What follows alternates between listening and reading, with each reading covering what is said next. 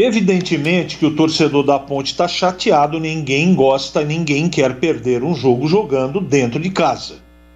Mas eu estaria mais preocupado se eu tivesse visto um time modorrento, cheio de dificuldades e cheio de defeitos. Eu vou falar só sobre os números aqui, quem assistiu o jogo sabe o que eu estou falando. A Ponte teve mais posse de bola, mais chutes travados, mais finalizações no gol, mais finalizações para fora, mais finalizações travadas, mais escanteios, mais impedimentos, menos falta, mais passes corretamente acertados. Teve um volume gigantesco de jogo. O que faltou? Então, Carlos Henrique, por que o time perdeu? Perdeu porque teve falhas individuais que originaram gols do Náutico. Aquela furada do André Luiz que não existe. Ele estava sozinho no lance. Ele chutou o ar. E a bola sobrou para o Caio Dantas, que fez o gol. E no segundo gol no escanteio, eu nem sei se houve escanteio. Tenho dúvida. Aí você coloca um cara de quase 1,90 m para o Kevin marcar, que tem 1,5 m. O Kevin é do tamanho do Batista. Falha de posicionamento. Da zaga, a bola caiu atrás do Fábio. Aliás, o Fábio naquele lance lá, aquele caterefofo, o Fábio perdeu um gol feito. Aliás, a Ponte perdeu 2 gols que não existe. Esse dentro da pequena área do Fábio, que estou na mão do goleiro, e o gol que o Moisés perdeu. Então, são sucessivos erros que levariam minimamente a Ponte ao empate. Eu não estou satisfeito. Mas o volume de jogo, a maneira que a Ponte jogou e encarou o Náutico, que tem jogadores melhores que a Ponte, foi de confronto, foi pau a pau o jogo. Foi na goiaba, foi equilibrado o jogo para cá, jogo difícil para os dois, para o Náutico também. Não pensem vocês que o Náutico saiu daqui, teve que transpirar sangue. E tem um cara que faz a diferença. Mas o mundo sabia que esse Giancarlo tinha que ser marcado de perto. E infelizmente, em alguns momentos, ele teve liberdade, e com liberdade esse moço, talvez seja hoje, seguramente, ele deu uma caída, depois retomou, o principal camisa 10 do campeonato. Joga demais. Ele põe a bola onde ele quer.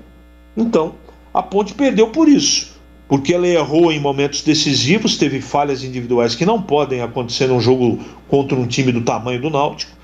Quando ela teve chance de empatar e virar o jogo, ela perdeu gols inacreditáveis.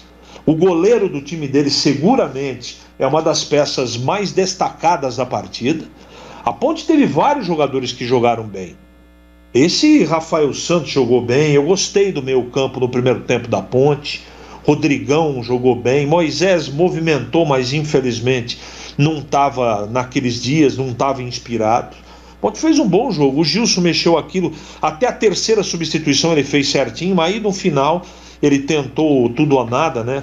A história da entrada do Camilo, enfim, os dois que entraram por último, o Camilo e o Veras, aí ele tentou, né, ir pro desespero. O time, quando tomou o terceiro gol, ficou uns 7, 8 minutos nervoso pra caramba, além de ter voltado pior posicionado do que o Náutico. A gente tem que dar méritos também ao Hélio dos Anjos, que corrigiu o time dele e voltou com uma estratégia no segundo tempo melhor do que a estratégia da Ponte, ou a execução foi mais perfeita do que a execução da Ponte.